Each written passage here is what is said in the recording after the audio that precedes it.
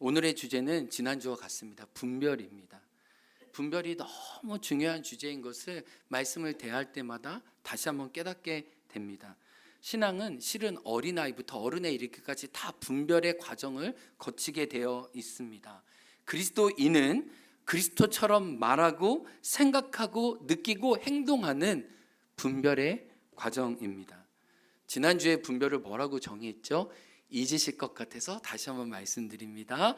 예수님이 미워하는 것을 나도 미워하고 예수님이 좋아하는 것을 나도 좋아하는 것이 실은 심플하지만 강력한 분별의 정의라고 말씀드렸습니다. 그런데 분별에서 중요한 것이 끊어냄이에요.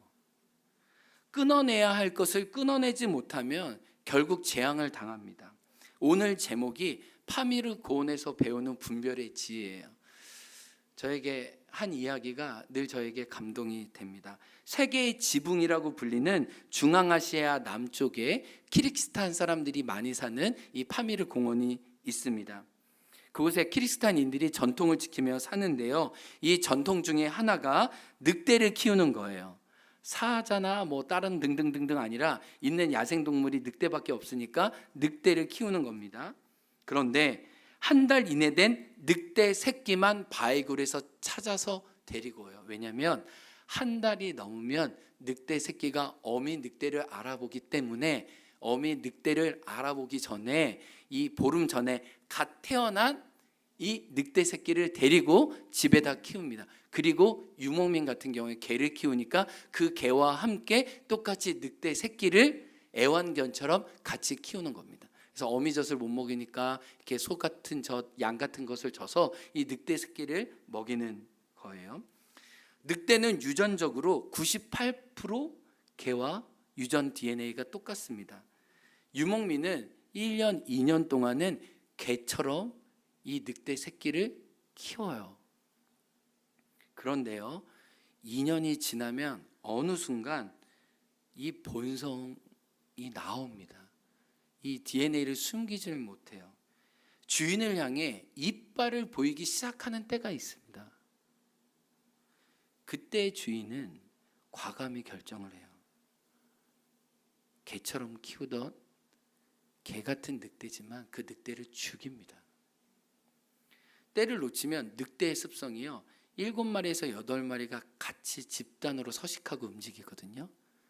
그때 죽이지 않은 늑대는 집을 나가 7마리, 8마리와 함께 그 주인의 집을 다시 찾아와요. 밤새 주인의 가축을 다 물어뜯습니다. 그리고 자기와 같이 놀던 저 개마저, 저게 실제 개 사진인데 개마저 물어뜯어 죽여요. 그러니까 어제의 친구가 오늘의 적이 되고 완전히 쑥대밭으로 주인의 것을 다 망가뜨립니다. 그렇게 파미르에 사는 유목인들은 이렇게 말해요. 죽이지 않으면 내가 죽는걸요? 끊어내지 않으면 그가 나의 모든 소유를 끊어낼 것입니다. 무서운 말을 해요. 그래서 우리는 주인을 향해 이빨을 드러내는 때 그를 죽여야 한다는 것을 우리는 인식하고 있습니다. 라고 말해요. 본문의 버가모 교회의 상황이 실은 이와 같다는 거예요. 거짓 교훈 니골라 당을 끊어내지 못했어요. 그래서 교회가 결국은 물어뜯깁니다. 처참하게 패해요. 우리 15절 다시 한번 읽어봐요. 15절 시작. 이와 같이 내게도 니골라 당의 교훈을 어떻게 하는 사람들이 있다고요? 지키는 자들이 있다고요. 여러분, 버가모 교회 성도들은 영적인 용장들이었기 때문에 실은 니골라 당을 쉽게 보았어요.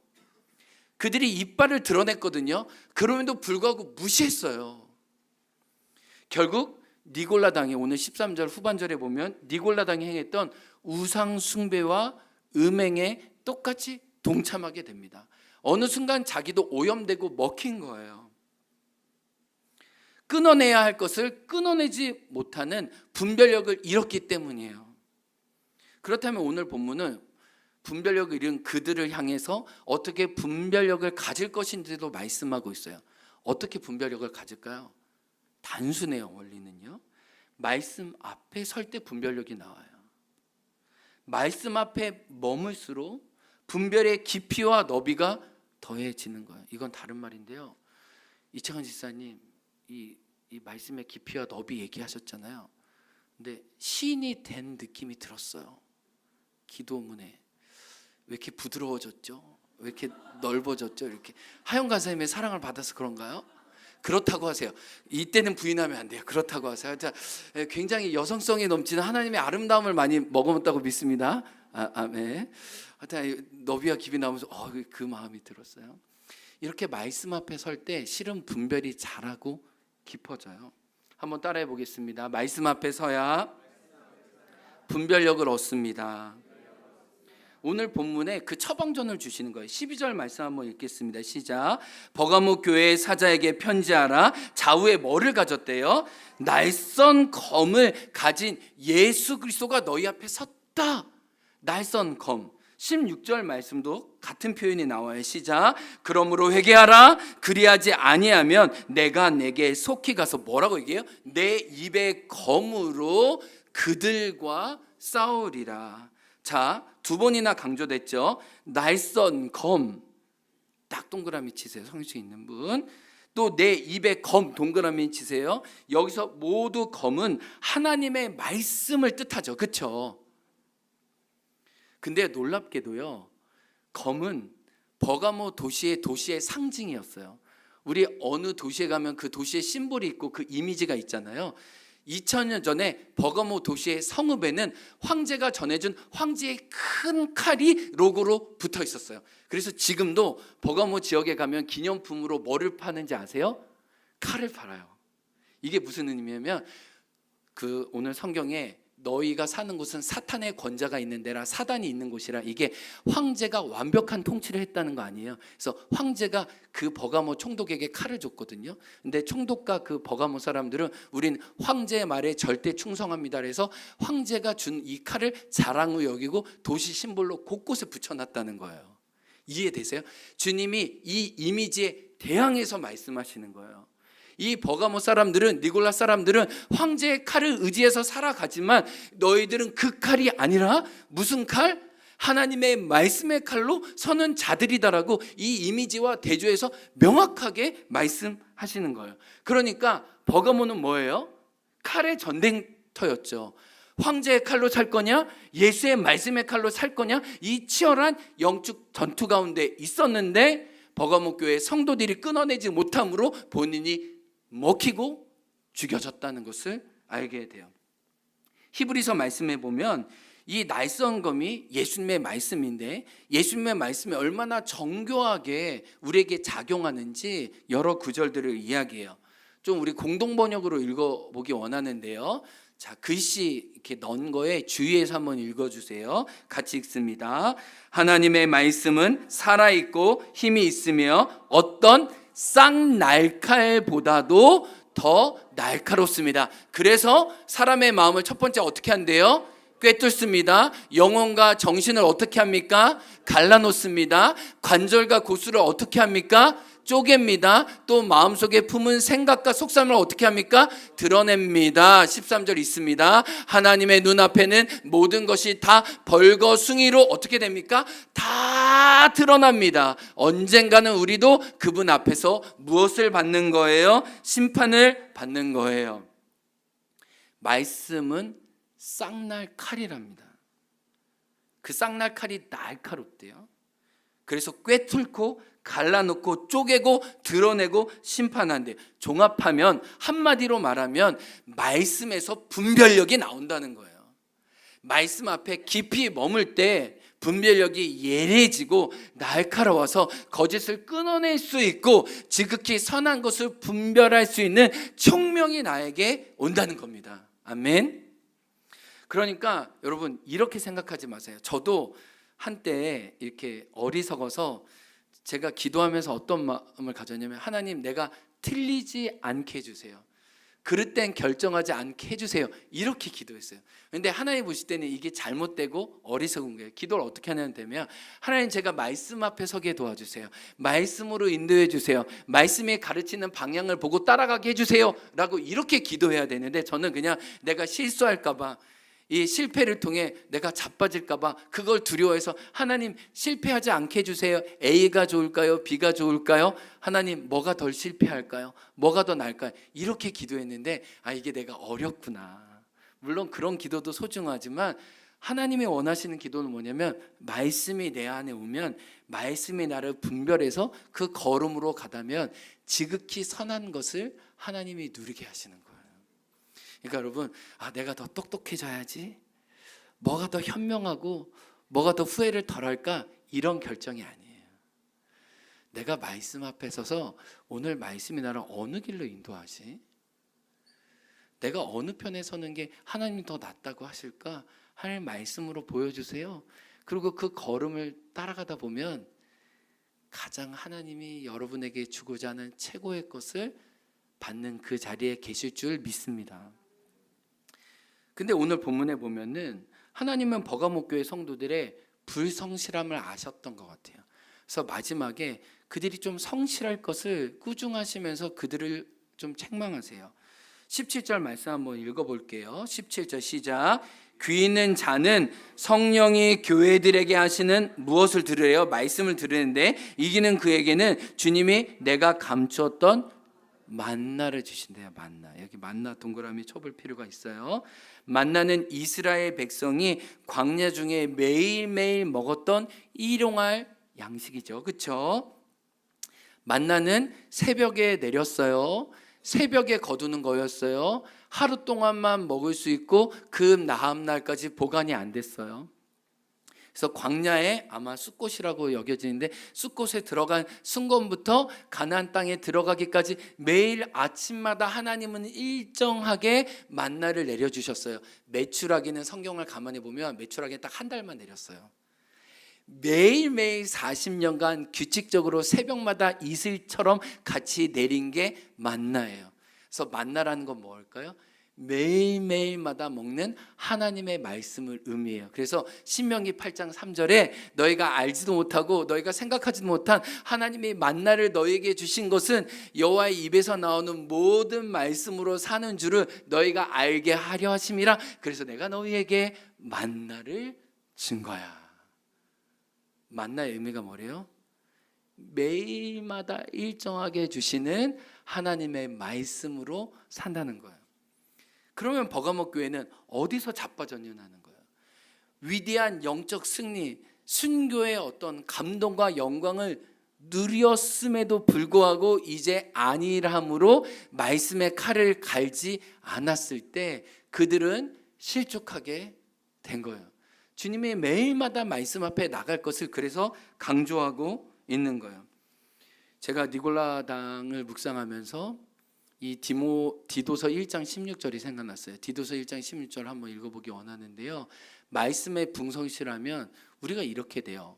무서운 말씀이에요. 한번 읽어볼까요? 시작. 그들이 하나님을 시인하나 행위로는 부인하니 가증한 자요 복종하지 아니하는 자요 모든 선한 일을 버리는 자니라. 이게 참 무서운 말씀이에요. 저도 두렵고 떨려요. 우리가 오늘 입으로는 하나님을 시인하지만 매일마다 말씀을 먹지 않고 그분의 말씀의 칼에 우리가 갈려지지 않으면 결정적이고 중요한 순간 우리의 행동은 하나님을 부인하는 방식으로 세상 가운데 드러난 거예요. 뭐라 그래요? 하나님은 그럼 우리를 향해 가증하대요. 복종하지 않은 선한 일을 버렸다고. 양심과 믿음에 관해서는 파선했다고 안타까워하시는 거예요. 예수님을 위해 순교했던 버가모 교회 성도들이 지금 어떻게 됐어요? 입으로는 예수를 시인하나 행위로는 예수님을 부인하는 자가 된 거예요. 뭐예요? 말씀 앞에 매일 서지 않았을 때 버가모 교회 성도들이 그랬다면 우리도 실은 말씀 앞에 서지 않았을 때 세상에 나가면 똑같이 하나님을 부인하고 멸시하는 자로 설 수 있다는 주님의 안타까운 경고의 메시지가 여기 있어요. 제가 이 버가모 이 신전들을 연구하다가 좀 깨달음이 있었어요. 이제 버가모 교회는 사탄의 권자가 있는 자라고 얘기했잖아요. 황제가 다스리는 엄청난 직무실이 있다고 얘기했잖아요. 여기에 보면 제가 있는 신전만 몇 가지만 얘기해 볼게요. 제우스 신전이 엄청 크게 있었어요. 트라이아누스, 이거는 황제를 섬기는 신이에요. 그리고 이 아테네를 다스리는 아테네 여신의 신전이 또 여기에 버가모에도 있었어요. 그리고 디오노스스 신이 있었어요. 또 테메테르의 신이 있었고, 헤라, 여러분 화장품 헤라 있죠? 헤라가 여기서 나온 거예요. 헤라 신이 있었어요. 우리가 좋아하는 바카스, 여기서 나온 거예요. 바카스 신 이름이에요. 바카스 이게 여기서 나온 거예요. 그래서 바카스 신전이 있었어요. 여러분 한때 우리 미네르바 유행했죠? 미네르바 신전도 다 여기 있어요. 그러니까 우리가 있다는 신전은 일단 버가모로부터 나왔어요. 이게 완전히 신전의 도시죠. 그렇죠? 사탄의 권자라 할 만큼 우상이 아닌 게 없었어요. 우상을 섬기는 일과 더불어 음행이 파다 있어요. 그런데 제가 오늘날 이 버가모 교회를 오늘날 우리 시대에 적용해 보니까 우리는 버가모 시대와 같은 우상과 신전들은 없지만 또 다른 신전의 우상 가운데 살고 있다는 것을 보게 되었어요. 그보다 더 강력하고 집요하게 우리를 우상 숭배하게 하는 것 같아요. 저는 이렇게 묵상했어요. 유튜브, 쇼츠, 넷플릭스, 카톡, 인스타그램, 여러 게임 등등이 실은 우리를 사로잡는 신전들이 아닐까 생각했어요. 제가 어제 말씀 준비하다가 그 저녁에 김영 해수 사우나 갔거든요. 60 넘는 할아버지가 이렇게 수염을 기우고 오셨는데 목욕탕 안에 핸드폰을 들고 오더라고요. 와, 저분도 중독이구나. 아니, 제가 뭐 좀 젊은 사람들이 핸드폰 가지고 오는 건 봤는데 60대 어른이 백발이 성행해가지고 그 목욕탕 뜨거운 물 안에 난 저기 핸드폰 손 떨려가지고 넘어지면 어떡하나. 저 어른들도 뭐에 무슨 소망이 있다고 그냥 목욕탕 와서 조용히 묵상하지, 그냥 시원하다 하면 되지, 그냥 핸드폰에. 얼마 전에 청년 목장 모임 가서 샤브 먹는데 진짜 너무 충격이었어요. 딸과 엄마가 샤브를 먹는데 아무 대화 안 하고 한쪽 귀에 서로 양쪽 이어폰 끼고 샤브만 먹는 행위만 하고 아무런 교감과 대화가 없는 거예요. 여러분, 짐승을 먹을 때 대화하지 않습니다. 우리가 대화를 하지 않고 먹으면 점점 짐승화되는 거예요. 그래서 저는 여러분 주일날 식사할 때요, 제발 대화 좀 하고 드세요. 말지 마세요. 우리가 다만 밥만 먹기 위해서 밥을 먹는 게 아니잖아요. 예수님이 왜 식탁으로 초대하시는 거예요? 친구하자, 사귐하자, 이거 아니에요. 근데 우리가 지금 핸드폰 볼 것들이 너무 많으니까 사귀고 교제해야 될 사람들과 사귐과 교제를 못하는 거예요. 우리가 다 짐승화되고 있어. 이게 너무 무서워. 지금 미국 같은 경우는 더 하는데 우리나라는 보통 한 2시간 본대요. 청소년 애들은 성현아 공부하지만 그치? 그치? 왜 손을 빌어? 아니야, 넌 잘하고 있어. 이렇게. 우리 애들 보면은요, 아침에 일어나서 일단 인스타그램 릴스 이거 보느라고 이렇게 정리하고 좀 말짱하면 그 시간으로 다 보내. 요즘에는 신전과 우상이 실은 너무 가까이 있는 것 같아요. 우리가 하루에 2시간 유튜브 보잖아요. 그러면 한 80 산다고 했을 때 7년 6개월은 유튜브와 함께 사는 거예요. 그래서 주님이 너 뭐 하다 왔니? 그러면 저는 7년 6개월은 유튜브에 갖다 바쳤습니다. 이렇게 되는 거예요. 종범아, 쇼츠의 세계는 무섭지? 그치? 너는 안 무서워? 이겨? 이렇게 한번 쇼츠에 걸리기 시작하면은 2-3시간 훌딱 가요. 옛날에는 신전을 찾아가야 그 신전에 영향력이 있었는데 요즘엔 신전이 너무 가까워. 내 옆에 있어, 내 안에 있어. 그리고 아침부터 저녁까지 신전에 완전히 사로잡혀 있어. 그리고 요즘은 태어날 때부터 아이들이 디지털 세대잖아요. 그러니까 이게 너무 익숙해. 그러니까 우리가 너무 거기에 함몰되기가 쉬워요. 근데 거기서 우리가 받는 메시지가 신령하냐는 거예요. 하늘에 속한 거냐는. 우리가 잘 선용하면 은혜도 받고 찬양도 하고 말씀도 듣지만 우리가 까딱 잘못하면 그 은혜와 덕을 세우는 일보다 그냥 이 세상의 많은 수많은 신전들이 하는 이야기에 우리 자신을 얼마나 많이 주는지 몰라요. 저도 그래서 아침마다 라디오 듣고 이랬거든요. 이렇게 설거지하고 집안일하고 그러면서 이제 그런 거 안 해요. 그냥 말씀만 들어요. 그냥 더 집중하고 싶어서, 더 하나님의 말씀으로 날카로워지고 싶어서 일부러 선택해요. 여러분 보는 유튜브, 카톡, 그거 결정하셔야 돼요. 끊어내셔야 돼요. 분별해야 돼요. 그게 쌓이면요, 작은 것 같지만 나중에는 엄청난 큰 틈이 돼요. 그리고 어느 순간 여러분 물어뜯을걸요. 여러분의 하루를 다 망가뜨릴걸요. 그래서 할 수 있으면 핸드폰을 멀리 하세요. 필요할 때만. 그래서 저는 요즘 종종 오전에 그 비행기 모드로 바꿔요. 이렇게 좀 더 집중하고 싶어서, 말씀 앞에 나가고 싶어서. 저도 한번 열면 까똑. 여러분 아침에 일어나면 여러분 핸드폰에 알람이 몇 개 와 있어요? 저도 구독 좀 한 30개 정도 하거든요. 확인하라고 엄청 많이 와 있어요. 그리고 뭐라고? 구독은 사랑입니다. 구독, 좋아요 많이 눌러주세요. 우리는 수많은 나의 시선과 나의 마음을 빼앗는 것들에 있어요. 우리가 이거를 잘 사용하는 분별력이 없다면 우린 조심해야 돼요. 우리 자녀들에게도 마찬가지. 이 위험을 알아야 돼요. 그래서 여러분, 우리가 진짜 단순한 적용으로 이번 한 주 핸드폰을 좀 늦게 천천히 쳐다보는 훈련을 하면 좋을 것 같아요. 일단 그게 우리한테 필요할 것 같아요. 그리고 핸드폰을 열기 전에 성경을 먼저 여시길 바랍니다. 아멘. 말씀의 만나를 먹으시기 바래요. 만나는 새벽마다 아침마다 내렸잖아요. 그래서 여러분 할 수만 있다면 하루 시작하기 전에 말씀 앞에 서세요. 핸드폰을 멀리 해보세요. 그 5분, 그 10분, 그 30분이 실은 여러분을 분별의 사람으로 하나님의 풍성한 은혜를 머금은 사람이 되게 할 줄 믿습니다. 네. 그래서요, 교회 올 때도 그냥 핸드폰 그냥 좀 꺼두세요. 네. 그냥 좀 무시하세요. 너무 우리 막 핸드폰 못 봐가지고 이렇게 하지 마세요. 자, 이번 한 주 어떻게 해보겠어요? 자, 핸드폰 보기 전에 뭐를 먼저 든다? 네.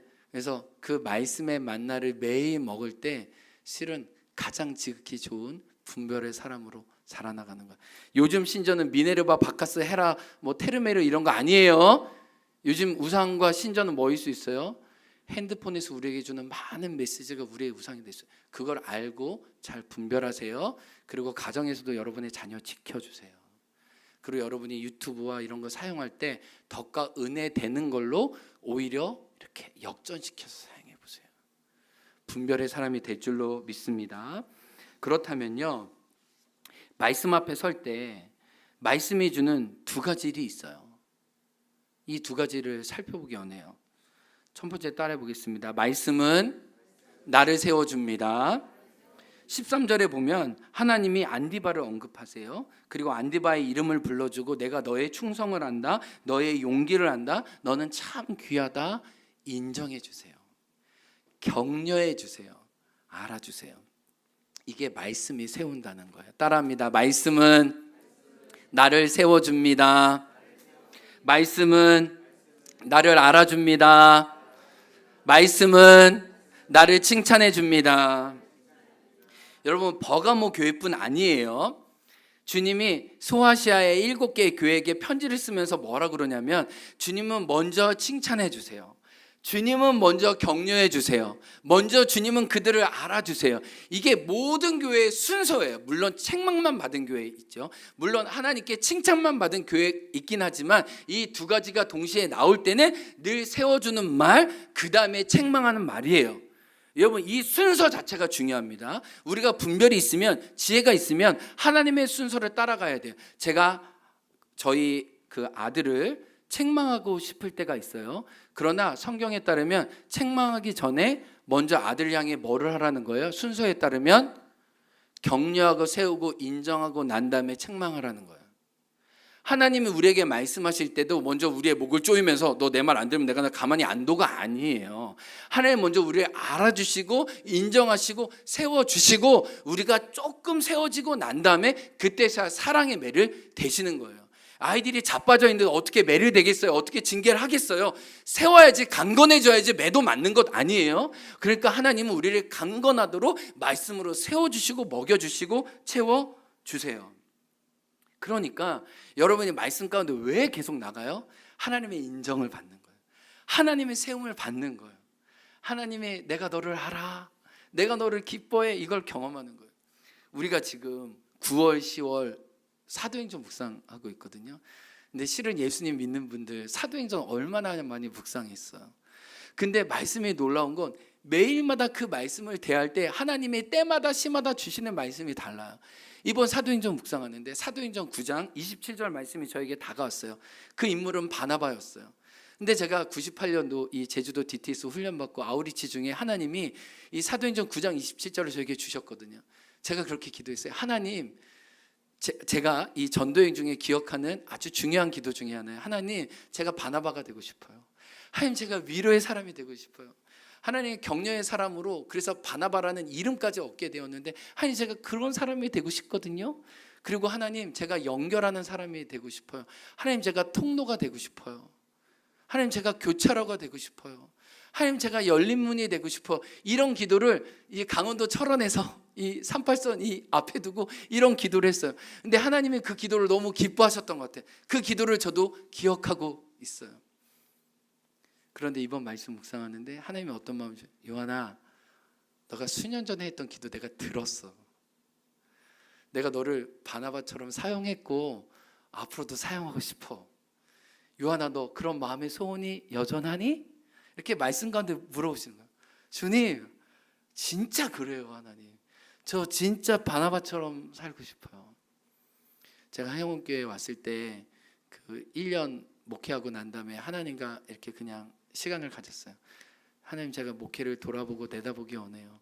근데 하나님이 어떤 마음 주셨냐면, 제가 그때 길을 걸으면서 숲길에서 하나님과 대화하고 있었는데 이 바위가 이렇게 총총총 이렇게 길로 나 있는 걸 보면서, 아들아, 내가 너를 이 여러 길들에 이 교차로가 있는 것처럼 내가 너를 그렇게 사용하고 이끌 거다. 하나님 말씀해 주셨거든요. 근데 그 말씀이 다시 말씀 묵상하는데 일어나는 거예요. 이번에 지태희 우리 간증 우리 수요예배 때 나눴잖아요. 우리 청소년들 청년들 얼마나 은혜의 간증을 하는지. 우리 종보미도 있지만 그들이 우리 행원교회와 연결된 양평동 교회 가서 예배드리고 거룩한 빛 광성교회에서 사랑의 은혜를 누리고 다음 만남을 기억하고 다음 우리가 더 믿음의 교제로 함께 만날 때까지 우리 각자들의 수준을 바라보고 있자. 이렇게 서로 약속하고, 제가 느끼는 게 시간이 갈수록 나의 만남이 우리 교회의 만남이 되고 교회의 만남이 우리 다음 세대의 만남이 되어서 또 그들이 대학생 갈 때 육제 갈 때 우리가 믿음으로 맡길 수 있는 믿음의 형제자매가 있는 그 아름다운 연결을 만드시는 하나님을 보면서, 아, 하나님은 내가 바나바가 되고 싶다는 이 소원을 정말 기뻐하셨구나 싶어요. 이게 저뿐이겠어요? 여러분도 말씀을 마주하면 말씀이 울림을 주잖아요. 말씀이 여러분을 세우잖아요.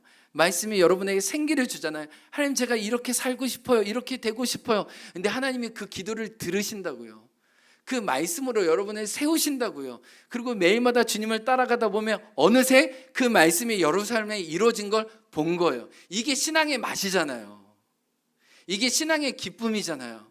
매일매일 주님께 순종하고 갔는데 어느새 그 말씀이 이 자리에 이루어지고 있는 걸 보는 거잖아요. 그 말씀이 이루어지는 그 말씀의 세움이 여러분 삶에 있기를 축복합니다. 그래서 이 말씀이 여러분을 세우고 여러분을 강하게 할 거예요. 두 번째, 말씀의 기능이 있어요. 말씀은 징계예요. 첫 번째는 말씀은 세워요. 두 번째, 말씀은 징계합니다. 그런데 부탁드려요, 이 순서를 바꾸지 마세요. 자녀에게도 배우자에게도 누구에게도 먼저 그를 세우고 그 다음에 충분히 세우고 난 다음에 징계하는 거예요. 징계를 먼저 해서는 안 돼요. 이건 분별이 없는 거예요. 이거는 지혜가 없는 거예요. 기억하시죠? 말씀으로 내가 먼저 세움을 받는 거예요. 그리고 내가 세움을 받는 말씀으로 누군가를 세우는 거예요. 그리고 충분히 세우고 난 다음에 예수님 우리에게 하는 것처럼 두 번째 징계할 수 있는 거예요. 이 순서를 바꾸면 미련한 거예요. 여러분, 우리는 성경의 순서를 따라가는 지혜가 있어야 돼요. 자, 그러면 내가 집에 들어가서 우리 아이에게 잔소리할 것도 있고 격려해 줄 것도 있다. 그러면 먼저 뭐를 하는 게 지혜고 분별이에요? 격려죠. 그렇죠? 그 다음에 징계하는 거예요. 두 번째 보겠습니다. 말씀은 징계요, 나를 때려요, 나를 혼내요. 16절 보겠습니다. 같이 읽어요. 시작. 그러므로 회개하라. 그리하지 아니하면 내가 내게 속히 가서 내 입의 검으로 그들과 싸우리라. 말씀으로 싸운대요. 하나님이 우리에게 말씀으로 싸우신대요. 말씀으로 책망하신다는 거예요. 책망은 사랑하기 때문에 하는 거예요. 징계가 없으면 참 아들이 아니라고 했어요. 매일 말씀 앞에 책망을 받는 거예요. 그래야 나중에 부끄러울 것이 없어요. 오늘 회개해야 나중에 심판받을 것이 없다는 거예요. 이 원리를 우리 대장간에서 살펴볼 수 있어요. 서울에 지금 총 4개의 대장간만 남아 있습니다. 지금 서울에서 이제 역사를 조사하다가 이제 책을 냈는데, 서울에 이제 유수한 전통들이 많이 있잖아요. 근데 대장간이 요즘 이제 공장에 다 대형화되고 이래서 이제 수제로 진짜 대장장이가 하는 대장간이 서울에 4개인데, 강남에는 천호동에 딱 하나 있어요. 동명 대장간입니다. 대장장이가 하는 일은 3가지래요. 1000도에서 1200도씨에 달하는 뜨거운 화닭에 연장을 넣는 거예요. 일단. 그리고 3가지를 합니다. 새를 달구는 풀무질을 해요. 새를 달궈요. 이렇게 뜨겁게. 그리고 두 번째 식히는 담금질을 해요. 풀무질하면 반드시 담금질을 해요. 그리고 세 번째가 두들기는 매질이에요. 이거를 한 번만 하는 게 아니래요. 여러 번, 수십 번 계속 반복해야 진짜 좋은 연장이 된다는 거예요. 그래서 옛날 연장이 오늘날의 연장보다 실제로 더 좋았다는 거예요. 풀무질, 담금질, 매질을 수십 번 해서 진짜 장인의 손에 좋은 연장이 들려진 거예요. 그런데 종종 중국산 연장이 좋지 않아 이 동명대장간에 가져오는 경우가 있다는 거예요. 그때 이 대장장이는 풀무진과 담금질과 매질을 계속해요. 그런데 이 사장님이 강영기 사장님이거든요. 아들과 함께 이 대장간을 운영하는데 이렇게 얘기해요. 참 재미있는 표현이 있었어요. 제가 그대로 읽어볼게요. 중국산도 우리 불에 넣었다가 빼면 그게 국산이 됩니다. 진짜 놀라운 깨달음이었어요. 우리가 두들기고 만져주면 완전히 달라집니다. 지가 아무리 못나도 우리 불 속에 달궈져서 순 국산 손이 두들겨 대는데 달라지지 않을 재주가 있나요? 진짜 깜짝 놀랐어요. 이 세상에서 이 중국제가 국산으로 바뀌는 경우는 없어요. 근데 쇠는 중국산이 국산으로 바뀌어요. 우리 불로, 우리 손으로 대장장이가 두들겨 주면 그 중국산이 쓸만한 진짜 좋은 연장이 되는 거예요. 영적 원리도 마찬가지예요. 말씀이 날 때려요. 말씀이 여러분을 훈계해요. 말씀이 여러분을 매질한다고요. 그러면 어떻게 돼요? 옛사람이 아니라 새사람이 돼요. 그리고 무엇으로 빚어져요? 그리스도의 형상으로 빚어지는 거예요. 그래서 매는 그때 아파도 달게 받으면 진짜 나에게 좋은 거예요. 에베소서 5장 11절, 13절 말씀 한번 읽어보겠습니다. 너무 중요한 말씀이에요. 시작. 너희는 열매 없는 어둠의 일에 어떻게 하지 말고요? 참여하지 말고 도리어 어떻게 하래요? 그런 사람이 있으면 책망하래요. 하나님은 우리를 책망하시고 우리도 그런 사람을 보고 엄히 책망해야 돼요. 읽어보겠습니다. 시작. 그러나 책망을 받는 모든 것은 빛으로 말미암아 드러나나니 드러나는 것마다 빛이니라. 여러분, 말씀 앞에 내 부끄러움이 드러나면 쪽팔리죠. 숨고 싶죠. 그러나 숨지 말래요. 드러내래요. 연약함과 수치를 나타내래요. 왜요? 그 드러나는 것이 빛으로 나오기 때문에 어둠이 더 이상 그를 사로잡지 않기 위해서 책망을 받고 빛으로 나오면서 회개하라는 거예요. 꾸짖음과 매질을 당하라는 거예요. 그래서 우리는 말씀으로 날마다 세움을 얻어요. 그리고 말씀으로 날마다 매맞 깨어내요. 그렇게 되면요, 우리가 진짜 하나님의 좋은 사람이 되는 거예요. 진짜 좋은 분별력이 자라는 거예요. 여러분, 누군가에게 이렇게 조언과 그 하나님의 인도를 받고 싶어서 우리가 멘토를 받잖아요. 그러면 그 멘토의 특징이 뭘까요? 말씀으로 나를 세워요. 말씀으로 나를 일으켜요. 내 말씀으로 또 나를 징계할걸요. 너 정신 차려야 된다고. 너 그렇게 하면 안 된다고 얘기할걸요. 우리는 너무 한쪽만 좋아해서는 안 돼요. 너무 이렇게 세움 받는 거 좋아하는 사람은 이제 매질을 당하세요. 그리고 너무 매질을 많이 받는 사람은 좀 하나님의 위로와 하나님의 사랑을 경험하세요. 여러분, 지난 한 주 너무 세상에서 매질을 당한 분들은요, 하나님의 위로와 격려를 많이 얻고 가세요. 아멘. 그리고 여러분의 자녀와 여러분의 이웃들도 그 격려와 세움을 많이 축복해 주세요. 근데 여러분이 너무 축복을 많이 받았다면 혹 실족할 수 있으니 하나님 오늘도 깨닫게 해주시고 겸손케 해주세요. 이렇게 기도할 수 있는 저와 여러분 되기를 원합니다. 말씀의 결론이에요. 마지막 보세요. 17절이에요. 말씀으로 세움을 받고 말씀으로 책망받는 사람은, 이 튼튼한 루틴을 계속하는 사람은 하나님이 이런 축복을 줍니다. 17절 읽겠습니다. 시작.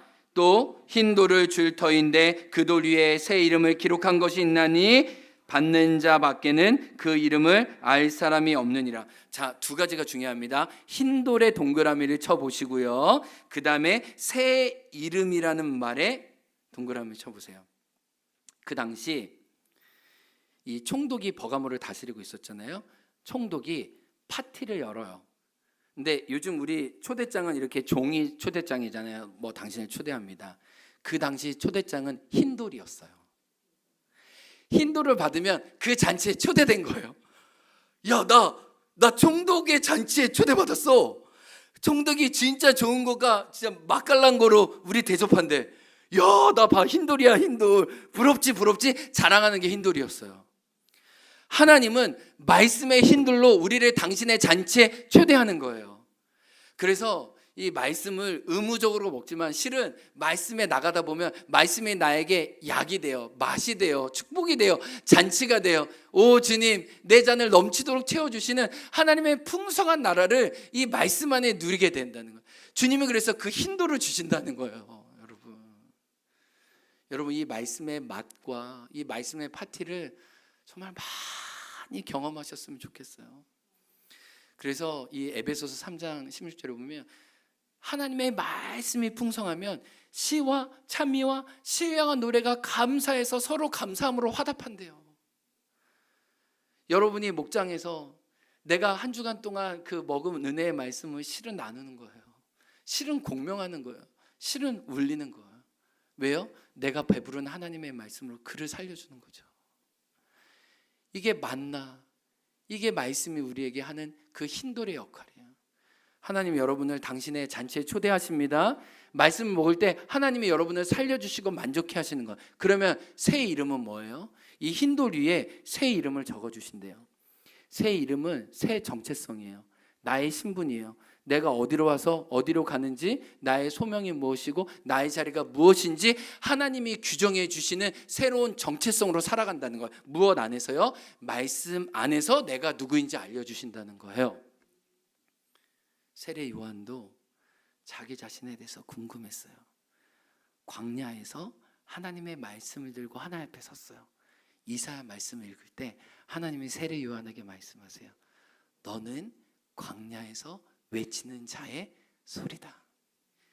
이사야 선지자가 했던 말씀을 자기의 정체성으로 받아요. 그게 자기의 새 이름이에요. 그래서 사람들이 물어요. 너는 누구냐? 이사야 말씀을 인용해요. 나는 광야에서 외치는 자의 소리다. 주의 길을 예비하라고 보냄받은 사람이다. 하나님의 말씀으로 새 정체성을 받은 거예요. 여러분, 우리가 왜 이 세상에서 하나님의 말씀 가운데 나가요? 하나님의 말씀이 나의 정체성이에요. 나의 부르심이에요. 나의 사명을 알게 해요. 저도 저의 이름을 너무 싫었어요. 막 벗겨버리고 싶었어요. 요한이라는 이름 때문에 오락실 가서도 오락 제대로 못하고, 친구가 요한아 너 왜 오락실에 있어? 이렇게 얘기하면 진짜 이름을 막 찢어버리고 싶고 막 이렇게 막 죄도 못 짓고 막 이렇게 막 어디 가지도 못하고 막 탄로나고 막 싫었다고요. 근데 제가 말씀 앞에 이 요한과 화해했어요. 그래서 제가 얘기하잖아요. 안으로는 사도 요한, 세례 밖으로는 세례 요한. 그래서 안세 박세. 근데 요즘 이거 안 써. 또 제가 올해 그 성지 학술 여행 가면서 그 그리스에서 그 수백 미터 높은 절벽에 수도원을 짓고 하나님만 바라는 그 마테오라 수도원이 그 몇 개 있는데 거기에 갔었을 때 거기에 빌립보서 3장 8절과 9절 말씀을 제가 마음에 얻었어요. 내가 20년간 안으로 사도 요한, 밖으로는 세례 요한으로 살았는데 하나님이 저에게 새 이름을 주시는 거예요. 그래서 요즘에는요, 이렇게 이메일 쓰고 뭐 이렇게 쓸 때 이렇게 조금 무게감을 가지려고 어떻게 쓰냐면 그리스도를 얻고 그리스도를 발견하기 원하는 김요한 드림, 이렇게 써요.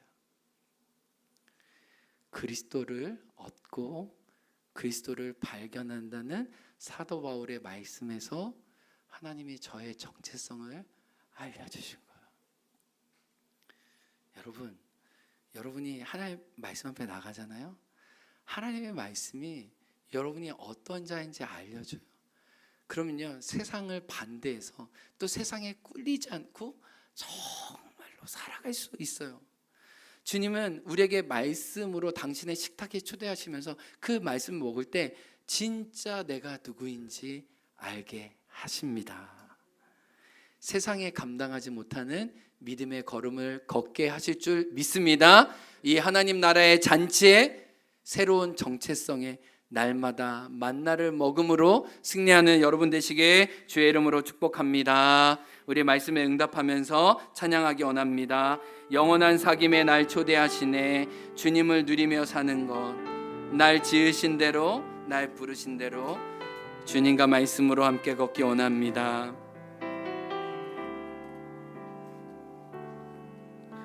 영원한 사귐에 날 초대하시네. 주님을 누리며 사는 것, 날 지으신 대로, 날 지으신 대로, 날 부르신 대로,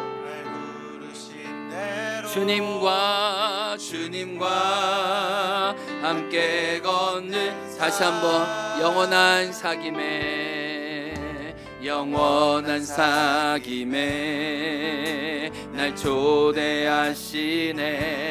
주님을 누리며 사는 것, 날 지으신 대로, 날 부르신 대로, 주님과 함께 걷는 삶, 이것이 영원한 삶, 이것이 영원한 삶, 참 하나님과 그 아들 아는 삶, 이것이 영원한 삶, 이것이 영원한, 내가 주 안에, 내가 주 안에, 주는 내 안에 늘 거하, 이것이 영원한 삶, 이것이 영원한 삶, 이것이 영원한, 참 하나님과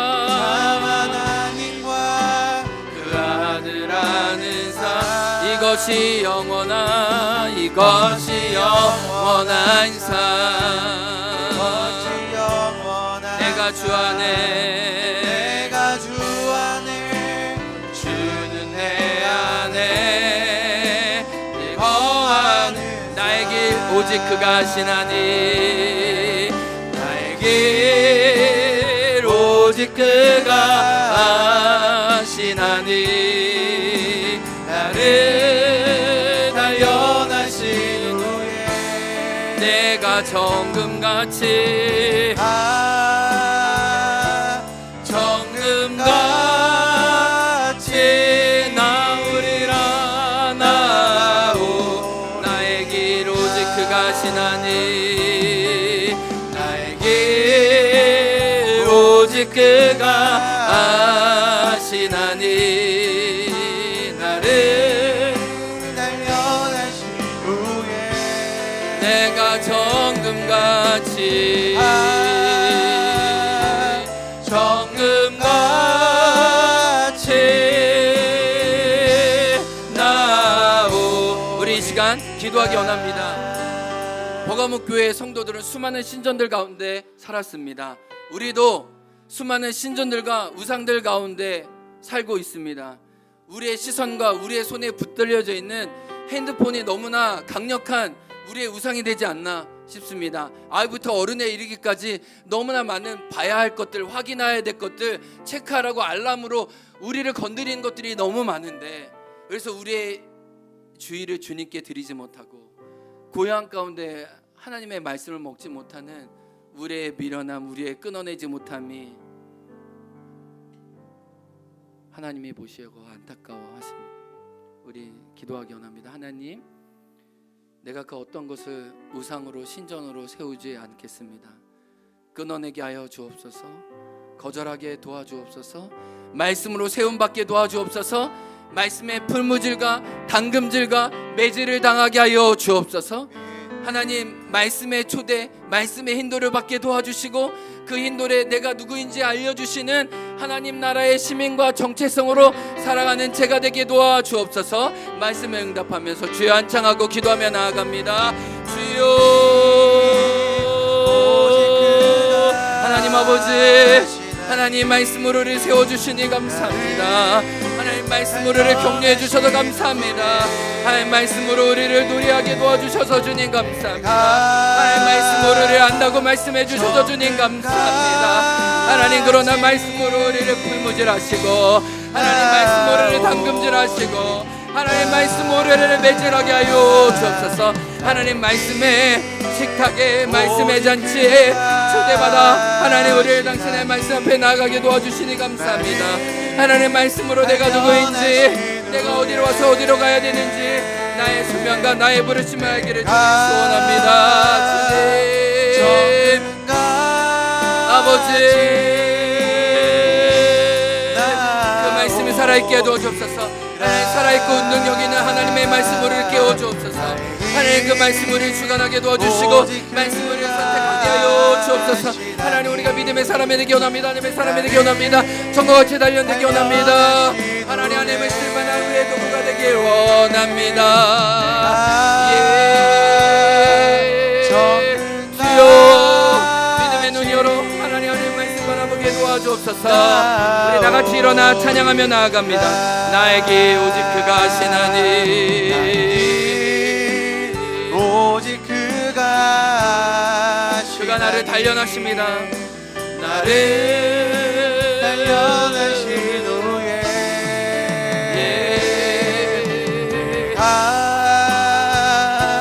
정금같이 나오리라 나에게 오직 그가 하시나니, 나를 단련하신 후에 내가 정금같이 나오리라.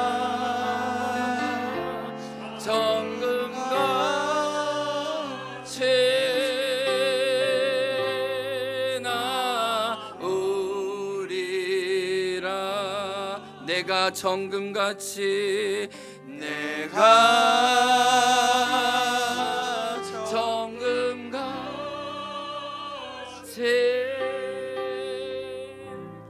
나오리라.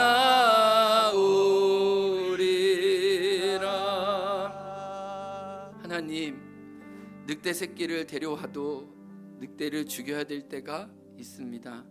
아무리 귀엽고 이쁘고 소중하다 생각해도 언젠가는 끊고 언젠가는 죽여야 합니다.